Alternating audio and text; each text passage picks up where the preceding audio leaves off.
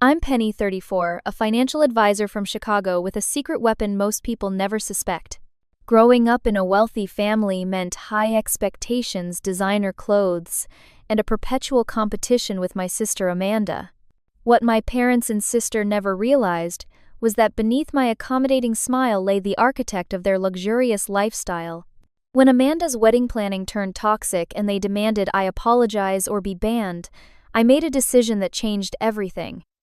Before I tell you how I ended up on a beach in the Maldives while my family's empire crumbled, drop a comment letting me know if you've ever had to stand up to toxic family members. And if this is your first time here, subscribe to hear more stories about finding freedom from family drama.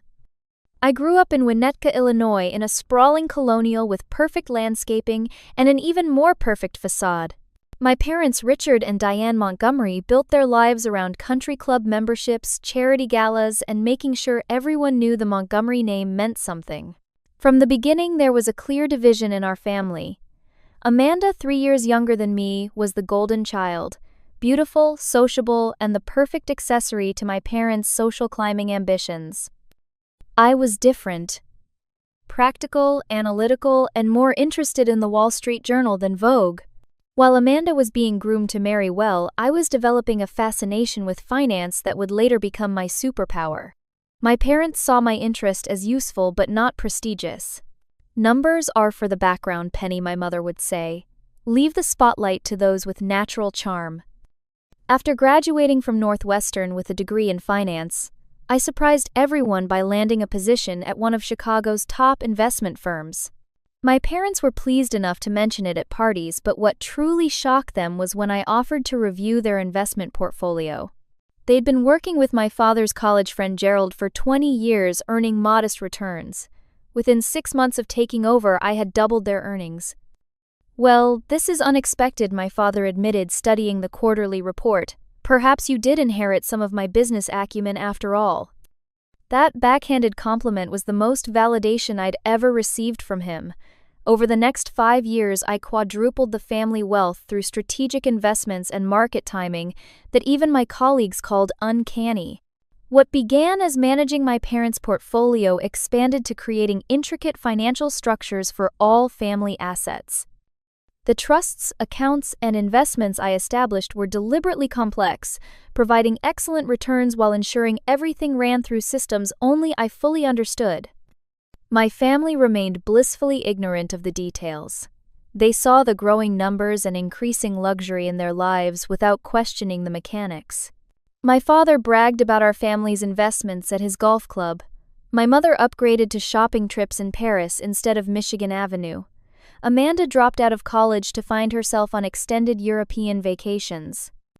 None of them realized a fundamental truth: I had structured everything so that while the wealth appeared to be family money, I held the keys to the kingdom. It wasn't a conscious power play at first, just the natural outcome of being the only one who cared about the details. By the time Amanda announced her engagement to Jackson Taylor, heir to a hotel development fortune, our family dynamic was firmly established. I lived in a modest but elegant condo downtown, worked 60-hour weeks, and quietly managed the family fortune. They lived lavishly and treated me like a combination ATM and financial secretary. Jackson proposed. Amanda squealed over Sunday brunch last spring. The princess-cut diamond on her finger was the size of a small walnut. Our parents immediately erupted in congratulations. Champagne was ordered, and the wedding planning began before the appetizers arrived. We're thinking June at the Peninsula, Amanda announced. A summer society wedding, 500 guests, minimum. I nearly choked on my mimosa. 500 people. That's a small concert, not a wedding. Amanda rolled her eyes. This is the social event of the season, Penny. Jackson's family knows everyone who matters in Chicago. And the budget, I asked, already calculating the astronomical figures in my head. We haven't finalized everything, my mother interjected smoothly, but we're estimating around $300,000. The Taylors are contributing substantially, of course. I noticed she didn't specify what substantially meant or what my expected contribution would be. That conversation would come later in private, with the assumption that I would handle whatever financial gap existed. As wedding preparations consumed every family interaction over the following months, I found myself increasingly resentful. The only person who seemed to notice was my best friend Maya, a pediatric surgeon I'd met in a kickboxing class. "They're treating you like their personal banker again," she observed after listening to me vent about another wedding planning session. We were having our weekly coffee at our favorite spot overlooking Millennium Park. "It's what they've always done," I replied, watching the morning light shimmer on the bean. "And you've always allowed it," Maya pointed out gently. "When was the last time you did something extravagant just for yourself?" I couldn't remember. While my family vacationed in street barts and drove luxury cars, I reinvested most of my earnings, lived comfortably but modestly, and took satisfaction in growing our portfolio. I told myself I didn't need material indulgences. "Maybe it's time to stop enabling them," Maya suggested. "Just because you can support their lifestyle doesn't mean you should." Her words stayed with me, planting a seed that would eventually break through the foundation of my carefully constructed life. As summer approached, wedding planning reached fever pitch.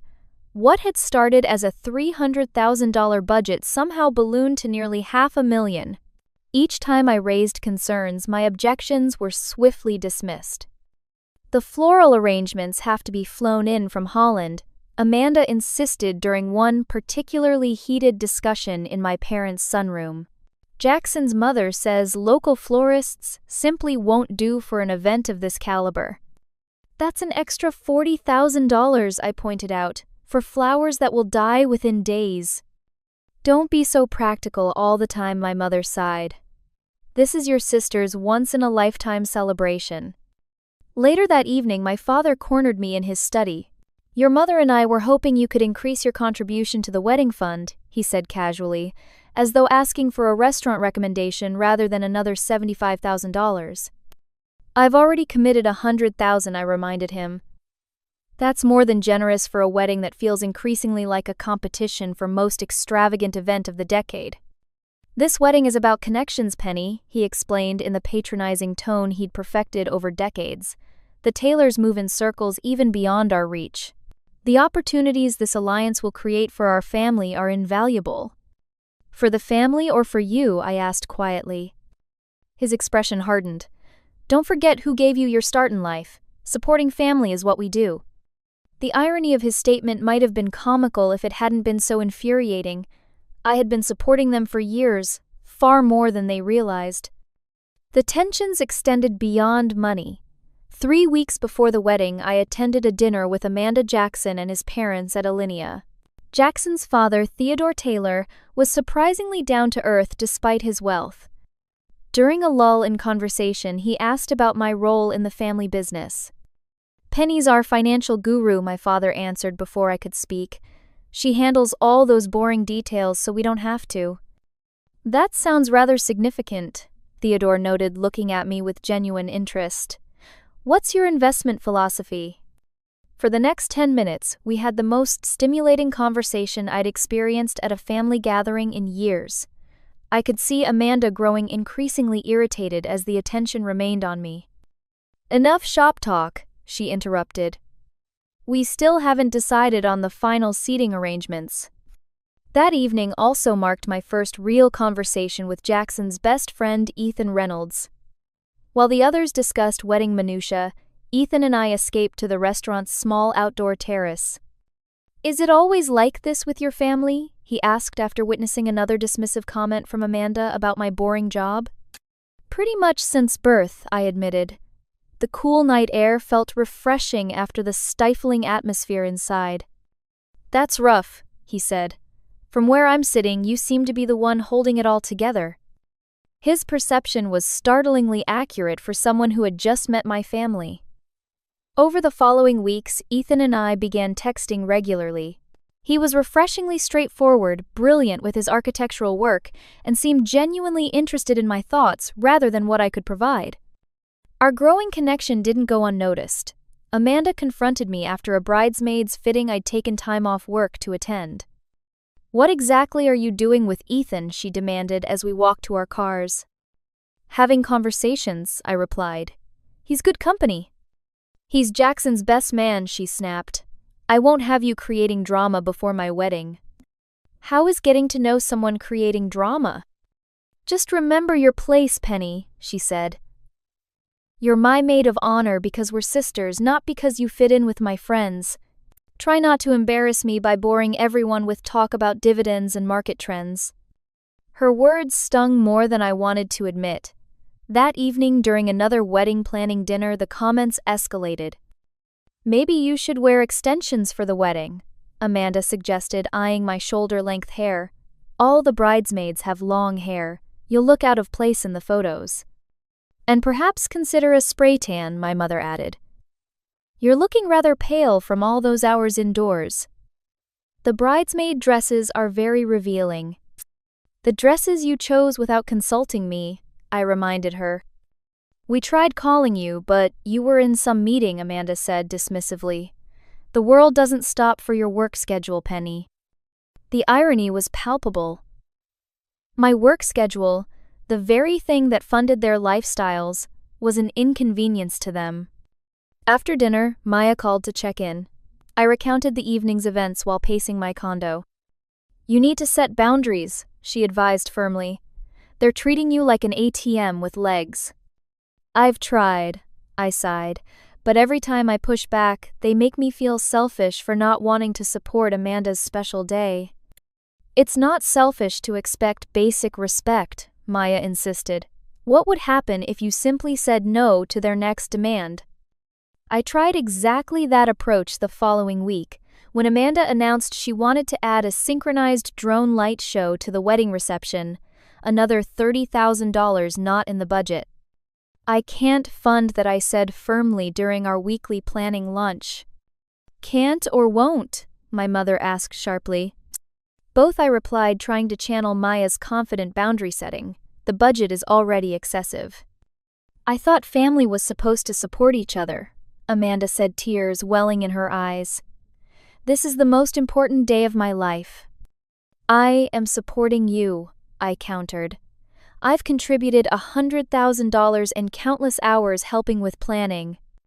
"After everything we've done for you," my father said gravely. "What exactly have you done for me?" The question slipped out before I could stop it. The silence that followed was deafening. For the first time, I clearly saw the dynamic that had defined our relationship for decades. I was expected to give endlessly, while receiving nothing but criticism in return. That night alone in my condo, I pulled up the family financial records. Almost 80% of their current lifestyle was funded by my work. The revelation wasn't new, but seeing it quantified so clearly shifted something fundamental in my perspective. I was enabling their behavior, and as long as I continued to do so, nothing would change. The wedding rehearsal dinner was held at Gibson's with 60 guests in attendance. I'd spent the day racing to finish client work so I could be there on time, only to discover upon arrival that I'd been seated at a table far from the main party with distant relatives I barely knew. "There must be a mistake," I told Amanda, finding her between photo opportunities. "No mistake," she replied, without meeting my eyes. "Jackson's extended family needed to be at the main tables. Someone had to move." "I'm your maid of honor and sister," I reminded her. "About that," she said, finally looking at me. "I've decided to make some changes to the wedding party. Brittany will be taking over as maid of honor." Brittany was Amanda's college roommate who had reappeared in her life just months ago. The shock must have shown on my face. "Don't make a scene," Amanda hissed. "It makes more sense aesthetically." Brittany's 5'9" blonde and looks better in photos next to Jackson's 6'3" best man. The photographer agrees you'd throw off the visual balance. I stood there speechless as she patted my arm and walked away to greet more guests. Throughout dinner, I endured sympathetic glances from those who had overheard, including Ethan, who tried unsuccessfully several times to catch my eye from the main table. After the entrees were served, Jackson's father gave a heartfelt toast about family bonds and supporting one another through life's journey. The irony wasn't lost on me as I sat among virtual strangers. When Amanda rose to thank everyone for coming, she included a joke that sent ice through my veins, and thanks to my sister Penny for funding tonight's dinner. She might not be much to look at, but her bank account sure is pretty. Nervous laughter rippled through the room. I felt my face burning as I forced a smile, aware of every eye on me. Theodore Taylor frowned slightly. Ethan looked openly appalled. After the dessert course, I approached my parents who were chatting with the Taylors. "Could I speak with you privately for a moment?" I asked quietly. "Can't it wait, dear? We're discussing the golf outing scheduled for tomorrow," my mother replied. "It's important," I insisted. With obvious reluctance, they excused themselves and followed me to a quiet corner of the restaurant. "Amanda just publicly humiliated me and informed me I'm no longer maid of honor," I said, struggling to keep my voice steady. "Did you know about this?" My father shifted uncomfortably. "She mentioned making some adjustments to the wedding party. We didn't see any reason to object." "It's her special day," Penny, my mother, added. "The photos will be viewed for generations. Surely you understand." "What I understand is that I've contributed more to this wedding than anyone except possibly the Taylors, only to be pushed aside and mocked." "You're overreacting," my father said dismissively. "Amanda was just making a joke." "A joke at my expense in front of 60 people, including many I work with professionally." "Perhaps if you made more effort with your appearance," my mother suggested, eyeing my conservative black dress critically. "Amanda feels you haven't fully embraced the spirit of her wedding." I took a deep breath. "I'm considering withdrawing my remaining financial support for the wedding." Their expressions shifted instantly from dismissive to alarmed. "You can't possibly be serious," my father said. "That would be incredibly selfish," my mother added. "Selfish. After everything I've done." "Keep your voice down," my father warned. "We'll discuss this at home." The discussion at home quickly escalated into the worst argument of our lives. Amanda had returned with my parents while I had driven separately, giving myself time to collect my thoughts. By the time I arrived at the family home, Amanda was already upstairs changing, and my parents were waiting in the living room. "Your behavior tonight was embarrassing," my father began without preamble. "My behavior?" Amanda publicly demoted me from the wedding party and made me the punchline of a joke about my appearance. "She's under tremendous pressure," my mother defended. "The Taylors have expectations for this wedding that we're trying to meet. And that justifies humiliating me." "You've always been so sensitive," my mother sighed. "Amanda has a natural wit. People enjoy her humor." "There's nothing witty about mocking someone who's financially supporting you," I countered. Amanda appeared in the doorway, having changed into silk pajamas. "Are you seriously still complaining? It was one joke." "And demoting me from maid of honor, without even a private conversation first." She shrugged. "Brittany makes more sense aesthetically.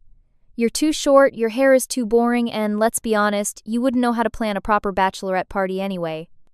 "After everything I've contributed to your wedding," I said quietly, "this is how you treat me." "Oh, please."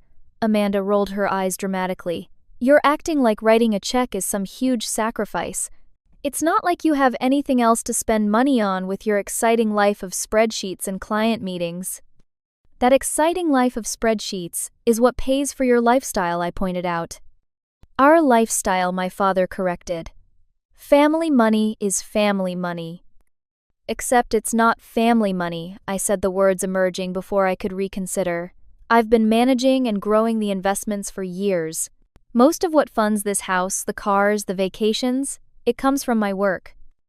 An uncomfortable silence fell over the room. My father's face reddened. "Now you're being ridiculous," he finally said. "Your mother and I built this family's wealth long before you came along." "Check the accounts," I challenged. "See where the money actually comes from." "Enough of this," my mother interjected. "Penny, you need to apologize to your sister for causing a scene tonight and for these absurd accusations." "Apologize?" I echoed in disbelief. "Yes," my father said firmly. "And commit to fulfilling your financial obligations to this wedding without further complaint. Amanda deserves her special day without your jealousy overshadowing it." And if I don't? Then perhaps you shouldn't attend the wedding at all, my mother replied coldly. We won't have this negativity ruining Amanda's day. Amanda laughed, the sound sharp and cutting. She's nothing without our money and connections anyway. Who do you think got you that first job, Penny Dad's golf buddy? You'd be managing some pathetic retail bank branch without us. Something broke inside me at that moment, a lifetime of accommodation and appeasement crumbling away. They had it completely backward. They were nothing without my money.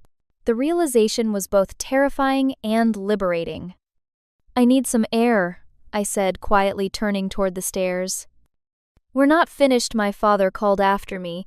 Either apologize to your sister or consider yourself banned from this wedding. I didn't respond, just climbed the stairs to my old bedroom that had long since been converted to a guest room. Sitting on the edge of the bed, I pulled out my phone and called Maya. They've lost their minds, I whispered after recounting the evening's events. They actually think I should apologize to Amanda after everything that happened tonight. That's beyond toxic, Maya replied. What are you going to do? I don't know. They've threatened to ban me from the wedding if I don't apologize. Would that really be such a loss at this point? She asked gently. Her question hung in the air.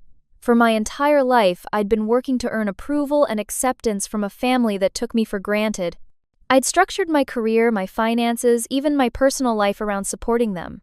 And their response was to belittle me, dismiss me, and demand apologies when they were the ones causing harm.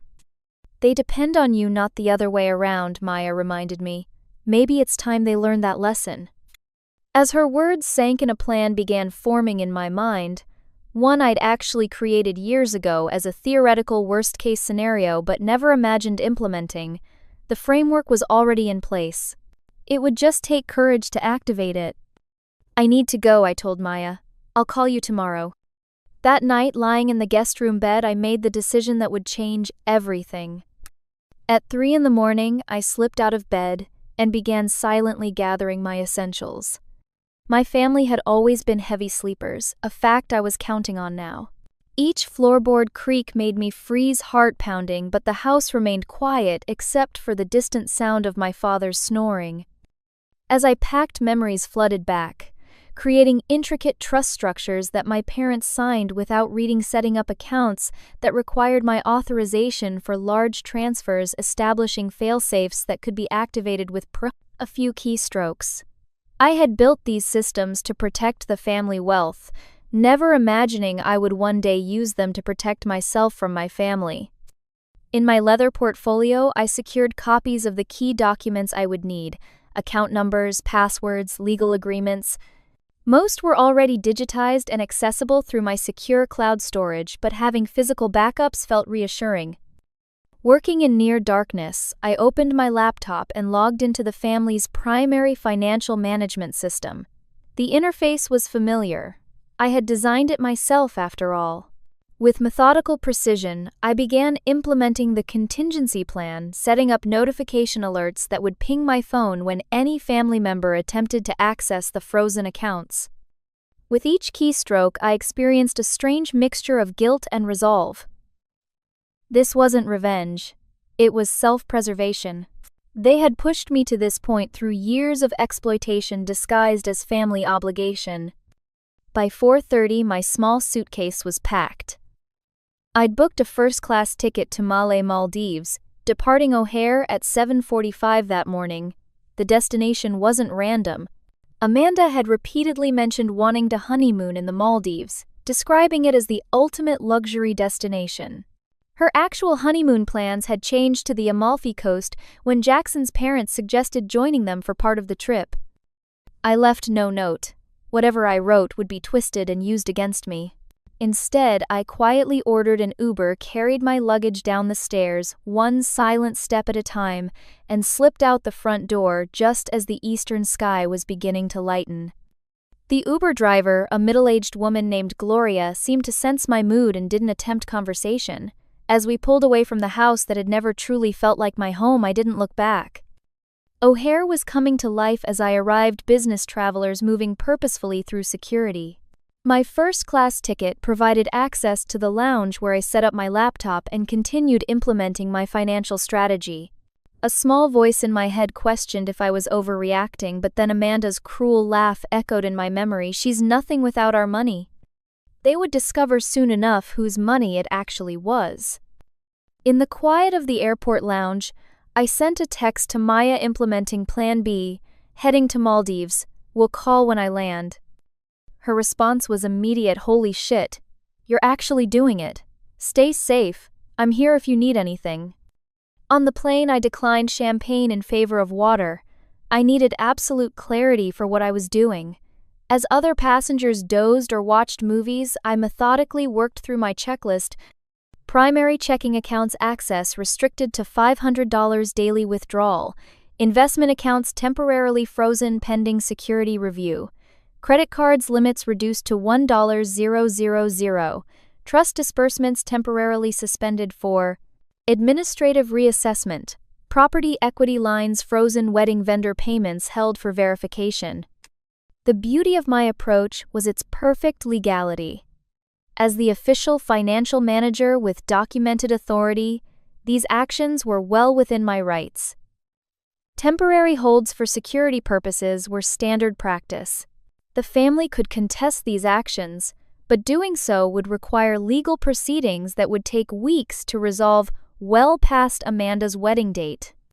23 hours later, I stepped off the plane in Malay, exhausted but clear-headed. The humid tropical air hit me like a wall after the airplane's artificial environment. A speedboat transferred me to the resort island, a luxury property featuring overwater bungalows perched above crystal-clear turquoise waters. First time in the Maldives, the boat captain asked as we skimmed across the water. Yes, I replied, watching flying fish leap alongside us. First time doing a lot of things. By the time I checked into my overwater villa, the kind of extravagant accommodation I'd always denied myself while funding my family's luxuries, it was early morning in Chicago. They would be waking up to discover my absence, and more significantly, their financial limitations. I set up my laptop on the villa's desk, overlooking the Indian Ocean, and established a secure VPN connection. Then I completed the final steps of my plan, officially freezing every account my family depended on while securing my personal assets beyond their reach. As I worked, notifications began appearing on my phone. 7:32 a.m.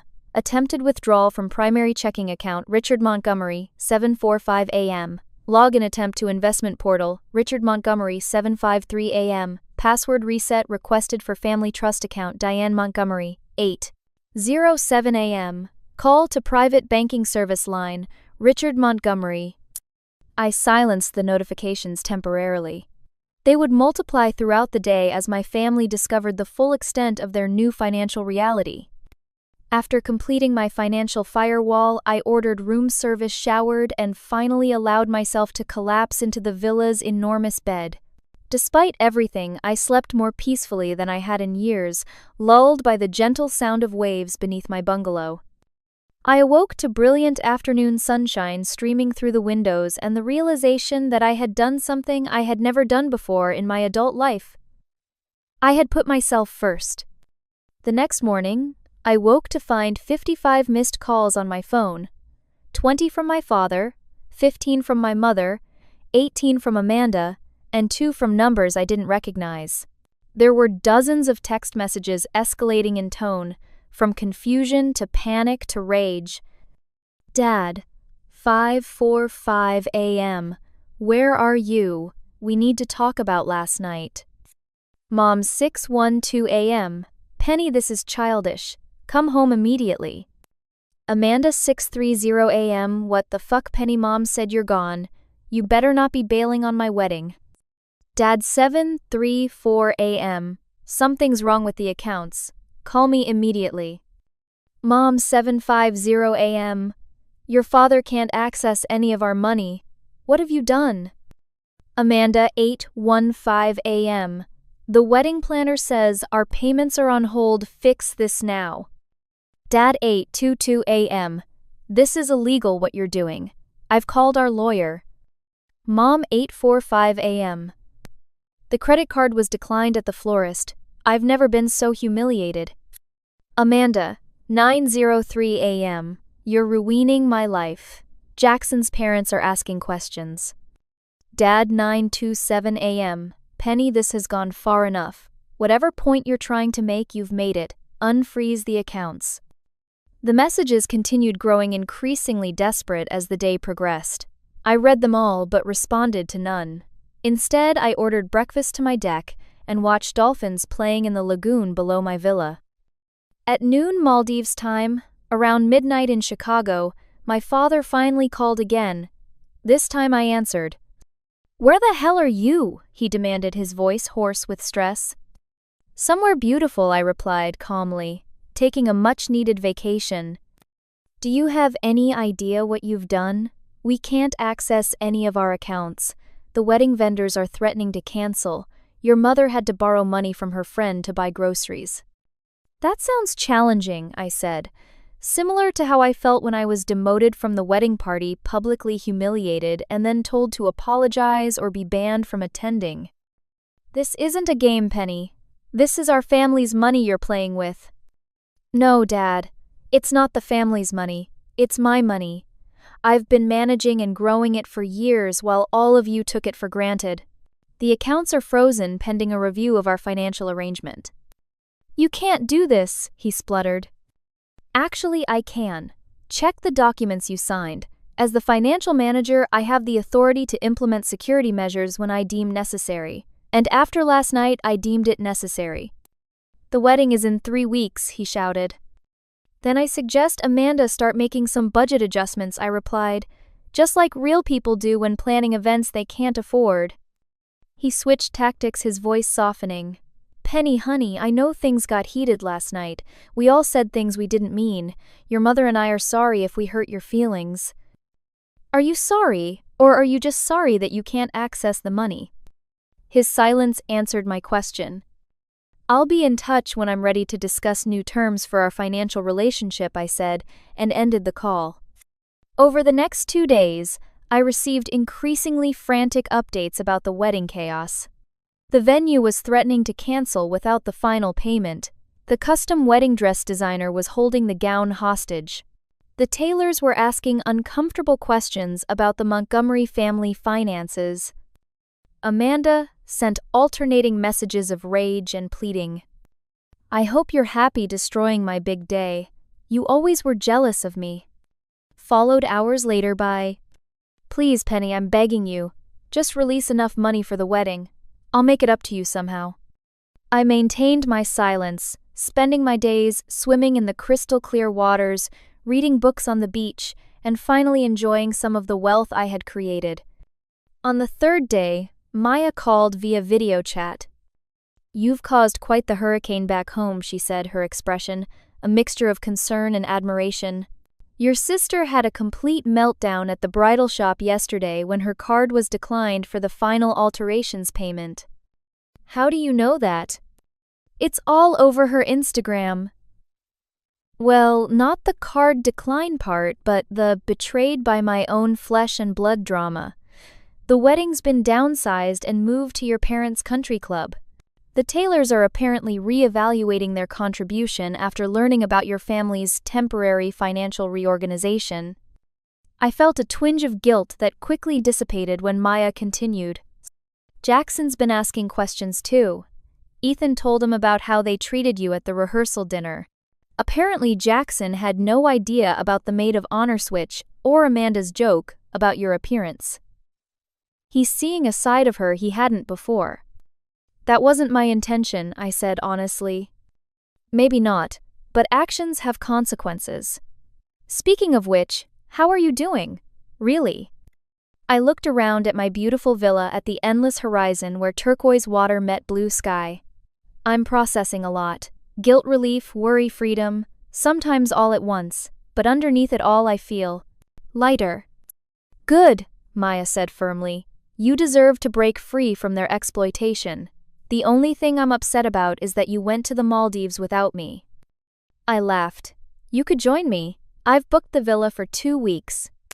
"Tempting, but some of us have actual jobs with responsibilities," she teased. "Unlike certain financial wizards who can work from paradise." We chatted a while longer before ending the call. As I sat on my deck watching the sunset paint the sky in shades of pink and orange, my phone buzzed with a text from an unexpected source. "Ethan, just checking that you're okay. Things are chaotic here, but I'm concerned about you." His message touched me. In all the drama, he was one of the few people who had thought to ask about my well-being rather than the money. Me, I'm safe, and taking some time for myself. Thank you for asking. Ethan, good. For what it's worth, I think you did the right thing standing up for yourself. When you're ready to talk, I'm here. That night, I received a group email from my extended family, aunts, uncles, cousins, some expressing concern, others condemnation for my selfish actions against my own parents and sister. Only my mother's youngest sister, Aunt Julia, wrote separately. "I don't know exactly what happened, but I know your parents and Amanda have taken advantage of your generosity for years. Whatever you're doing, I trust you have good reasons. Stay strong, take care of yourself, and call me if you need anything." Her support, along with Maya's and Ethan's, helped me weather the guilt that occasionally threatened to overwhelm my resolve. This wasn't about punishment. It was about finally establishing the respect and boundaries I deserved. On day 5, my father called again, his tone notably different, less demanding, more conciliatory. "We've had to make some difficult decisions," he said, sounding exhausted. "The wedding's been scaled back significantly. Amanda Island, struggling with the adjustments." "I imagine she is," I replied neutrally. "The Taylors have questions we can't answer about our financial situation. It's humiliating, Penny." "I understand that feeling well." A long pause followed before he spoke again. "What do you want from us? Just tell me what it will take to resolve this." "I want what I should have had all along: respect, appreciation, and recognition of my contributions. Not just lip service when you need money, but genuine respect. And if we agree to that, then we can discuss a new arrangement when I return. One with clear boundaries and expectations on both sides." After ending the call, I spent the afternoon snorkeling on the house reef, finding unexpected parallels between the colorful ecosystem beneath the waves and my family dynamics. Every creature had its role in maintaining balance. When that balance was disrupted, the entire system suffered. For too long, I had allowed my family to disrupt the natural balance of give and take. Now, floating in the warm Indian Ocean, thousands of miles from home, I was finally restoring equilibrium to my life. 2 weeks into my Maldives retreat, my parents requested a video call. I agreed, setting it for early morning my time to accommodate their evening schedule in Chicago. When their faces appeared on my screen, I was struck by how tired they looked. My father's usually impeccable appearance was rumpled, and my mother's perfect makeup couldn't hide the strain around her eyes. "You look well," my mother said, a hint of accusation in her tone as she took in my sun-kissed skin and relaxed demeanor. "Thank you," I replied simply. "How are wedding preparations coming along?" My father cleared his throat. "We've made significant adjustments. The guest list has been cut to 150. The venue changed to the country club.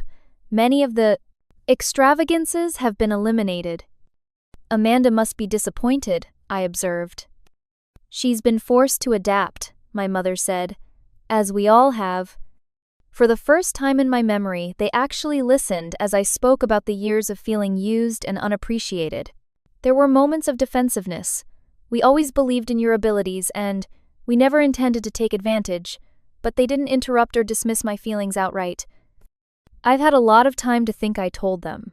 "I'm willing to restore partial access to the accounts under certain conditions." "What conditions?" my father asked cautiously. "First, a formal acknowledgement of my role in creating and managing the family wealth. Second, a reasonable budget for the wedding that I'll help fund but won't exceed.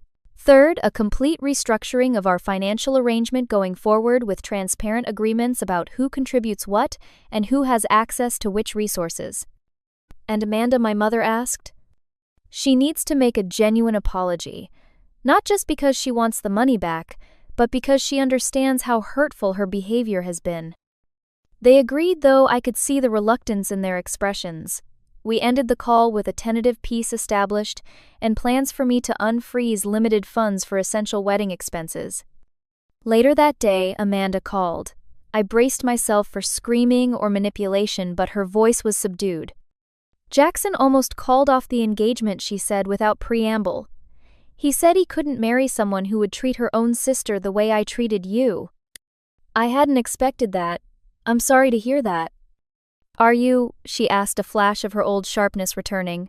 Then she sighed. No, I guess you wouldn't be. I wouldn't be either in your position.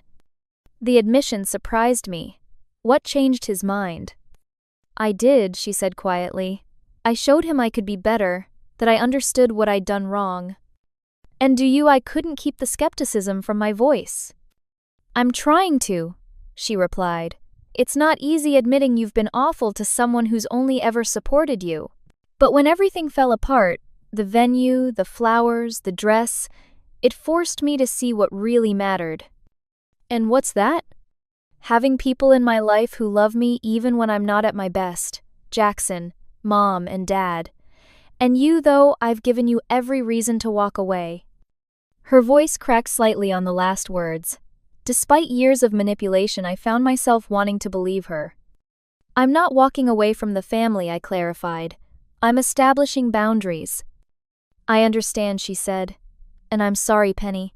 Truly sorry for how I've treated you. Not just at the rehearsal dinner, but for years. You didn't deserve any of it. It wasn't a perfect apology, but it felt like the most genuine interaction we'd had in decades. Thank you, I said. That means a lot. So, will you come to the wedding? It won't be the extravaganza I planned, but it might actually be better this way. More about Jackson and me, and less about impressing people. I'll be there, I promised. But not as a member of the wedding party. I understand. Just having you there will be enough. After our conversation, I kept my promise to release funds for a scaled-down wedding. The final budget came in at $75,000, a fraction of the original plan, but still more than most people spend on their weddings. Throughout these negotiations, Ethan and I continued texting daily. Our conversations evolved from updates about the wedding chaos to deeper discussions about our lives, ambitions, and values.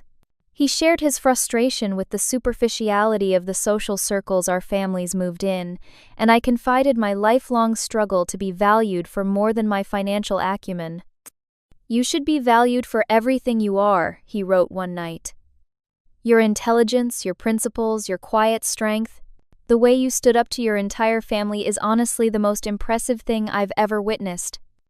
His words touched something in me that had been dormant for years, the sense that I could be appreciated for my entire self, not just what I could provide. As my time in the Maldives extended into a third week, I began working with a therapist via video sessions, unpacking the patterns that had led me to enable my family's behavior for so long.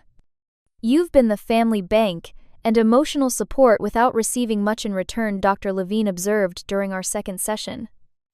What made you accept that role for so many years? The question forced me to examine deep-seated beliefs about my worth and place in the family. Had I been buying their love with financial support? Had I believed on some level that it was the only way they would value me? Alongside therapy, I reconnected with friends I'd neglected while prioritizing family obligations. I reached out to college roommates, former colleagues, and neighbors I'd always been too busy to really know. Many responded with warmth and invitations to reconnect when I returned to Chicago. Even my professional perspective shifted. I began exploring possibilities beyond my current role, perhaps starting my own financial advisory firm focused on helping women achieve financial independence. The seeds of these ideas had always been there, but I'd never allowed them room to grow while my energy was consumed by managing family dynamics. Physical changes accompanied my emotional transformation. Years of stress had manifested in tension, headaches, disrupted sleep, and stress eating. In the Maldives, I slept deeply for the first time in years. I took daily swims in the lagoon and yoga classes on the beach. Without consciously trying, I lost the 10 pounds that had accumulated during months of wedding planning stress. My skin cleared and the permanent furrow between my eyebrows began to fade.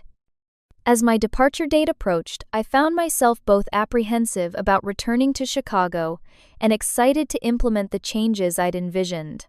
The woman who would step off the plane was fundamentally different from the one who had fled there 3 weeks earlier. Still Penny Montgomery, but with newfound clarity about her worth and boundaries. The night before my flight home, Maya called. "Are you ready for re-entry into the atmosphere?" she asked. "As ready as I'll ever be," I replied, watching the stars appear over the Indian Ocean. "Everything's different now." "Including you," she observed. "I can see it even through the screen. You're standing taller." "I feel it," I admitted. "For the first time in my life, I know my own value, and it has nothing to do with the value of the portfolios I manage." "About time," she said with a smile. "So what's the plan when you get back?" "Find an apartment downtown. Set up clear financial boundaries with my family. Attend Amanda's wedding as a guest, not a bankroller. Maybe see where things go with Ethan.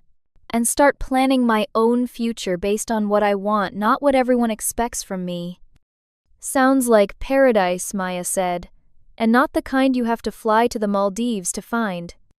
I returned to Chicago 3 days before the wedding landing at O'Hare, with a mixture of anxiety and resolve. The familiar skyline welcomed me home, but I saw it through new eyes, not as the backdrop to family obligations, but as the setting for my reimagined life. My parents had offered to pick me up, but I declined, preferring the neutral ground of meeting at their home later that day. As my Uber approached the house where I grew up, I took deep breaths to center myself. This wasn't about confrontation anymore. It was about establishing a new normal. The reunion was awkward but civil. My mother hugged me tentatively, my father with surprising emotion. We sat in the living room, where our explosive argument had occurred weeks earlier, the tensions still palpable, but diminished. "You look different," my mother observed, studying my face. "I feel different," I replied honestly. "We've been doing a lot of thinking while you were away," my father said, uncharacteristic humility in his tone. "About how we've treated you, taken your contributions for granted." "We didn't see it," my mother added, "or didn't want to see it. How much we depended on you while giving so little in return." Their words seemed genuine, though I maintained my guard. Years of patterns couldn't be erased by a single conversation. "I've set up new financial arrangements," I explained, outlining the restructured accounts that would provide them a comfortable lifestyle without giving them unlimited access to the wealth I managed. "This preserves your independence, while protecting the core investments." My father nodded slowly. "It's fair. More than fair, considering everything." The door opened and Amanda entered, pausing when she saw me. Gone was the designer outfit and perfect blowout. She wore jeans and a simple sweater, her hair pulled back in a ponytail. "Penny," she said softly, "you're back." She crossed the room, and to my complete surprise embraced me tightly. "I'm so sorry," she whispered, "for everything." When she pulled back, her eyes were damp. "The wedding's tomorrow. It's nothing like I planned, but Jackson says it's better this way, more real." "How are you feeling about the changes?" I asked carefully. "Honestly, relieved." She sat beside me on the sofa. "All that pressure to create the perfect event was exhausting. Now it's just about us, the people who matter, and the commitment we're making." Her sincerity was unexpected, but welcome. "That sounds like a real wedding." "Will you help me get ready tomorrow?" she asked hesitantly. "Not as part of the wedding party, just as my sister." The request touched me. I'd like that. The wedding day dawned clear and bright. Instead of the Peninsula Ballroom with 500 guests, the ceremony took place in the country club's garden with 150 close friends and family. Amanda's dress was still beautiful but simpler than the original custom design. The flowers were local and seasonal rather than imported from Holland. I sat in the third row during the ceremony between Maya and Ethan, who had asked to be my date. As Amanda and Jackson exchanged vows, I was struck by the genuine emotion in their voices, a depth that might have been lost amid the spectacle of the originally planned extravaganza.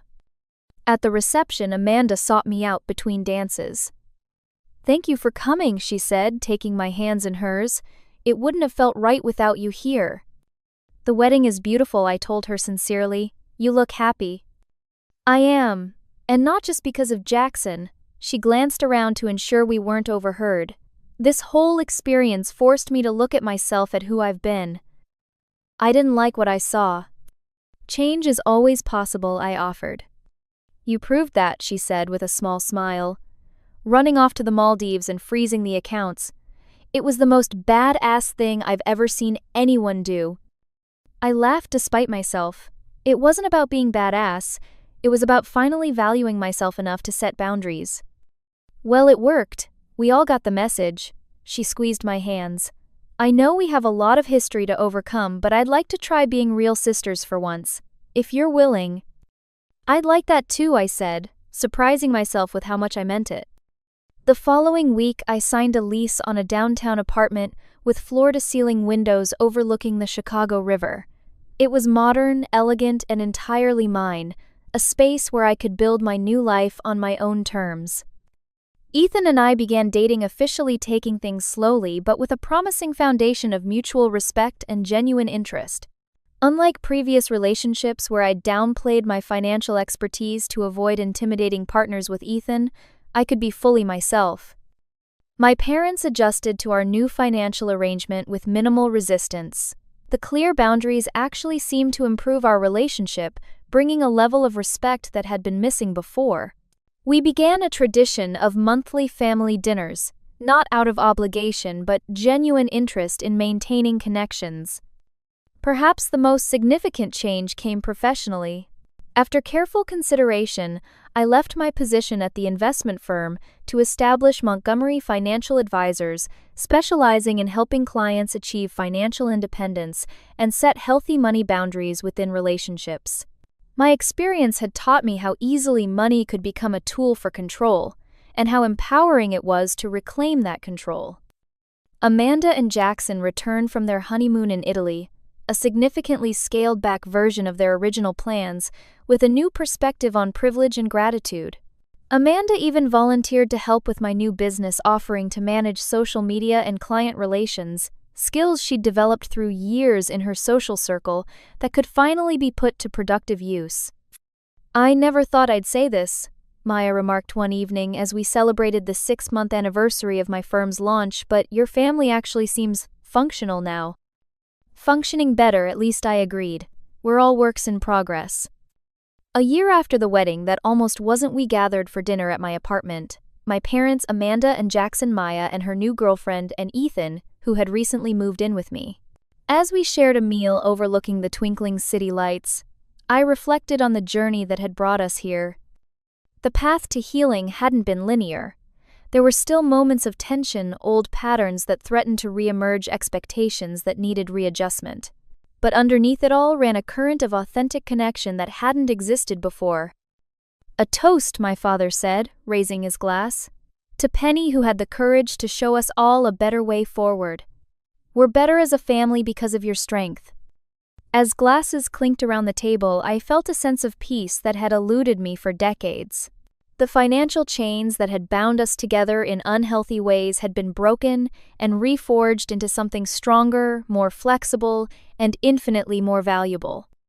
I realized that true family doesn't demand you diminish yourself for their comfort. Sometimes the most loving thing you can do, for both yourself and them, is to stand in your power and let the relationship transform into something authentic. The accounts may have been frozen, but it thawed something much more important, the truth that had been buried beneath years of pretense. Have you ever had to set difficult boundaries with family? I'd love to hear your stories in the comments below. And if this journey of finding self-worth and courage resonated with you, please like and subscribe for more stories about navigating complex family dynamics with strength and grace. Remember, sometimes, the greatest act of love is saying no to those who've never heard it before. Thank you for being here, and may you find the courage to stand in your own truth, whatever that looks like.